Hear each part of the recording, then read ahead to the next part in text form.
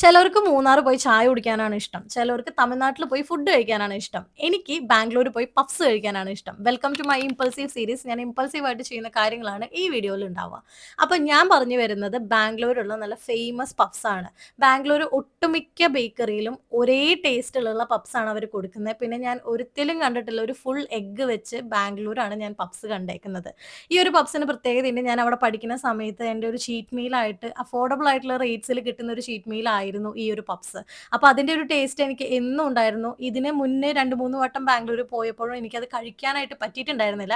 അപ്പോൾ ഈ പ്രാവശ്യം എന്തായാലും കഴിക്കണം എന്ന് വിചാരിച്ചു. അപ്പോൾ ബാംഗ്ലൂർ ലാൻഡ് ചെയ്തു. അവിടുത്തെ യൂഷ്വൽ സംഭവങ്ങളൊക്കെ കണ്ട് ട്രാഫിക്കൊക്കെ കഴിഞ്ഞ് ഞാൻ നേരെ പോയത് ഇത് കഴിക്കാനാണ്. അവരിങ്ങനെ ചൂടാക്കി വെച്ചിട്ടുണ്ടാവും. അവരെന്നിട്ട് ഒരു കത്തി കൊണ്ട് 4 കഷ്ണമാക്കിയിട്ടാണ് നമുക്കത് തരാ. ആൻഡ് അത് ഇറ്റ് വാസ് അമേസിങ്. എനിക്ക് പണ്ടത്തെ നൊസ്റ്റൊക്കെ ഓടി വന്നു. അത് കഴിഞ്ഞിട്ട് അവിടുത്തെ ഒരു ഫേമസ് ബിരിയാണിയും ബദാം മിൽക്കൊക്കെ കഴിച്ച് 2 ദിവസം സ്റ്റേ ചെയ്ത് കുറച്ച് ഷോപ്പിംഗ് ഒക്കെ ചെയ്തിട്ടാണ് അവിടുന്ന് വന്നത്. എനിക്കപ്പോൾ ഷോപ്പിങ്ങിന്റെ ടിപ്സും ഞാൻ പറഞ്ഞുതരാം. അപ്പോൾ അത് അടുത്ത വീഡിയോയിലാണ്. Stay tuned. ബൈ.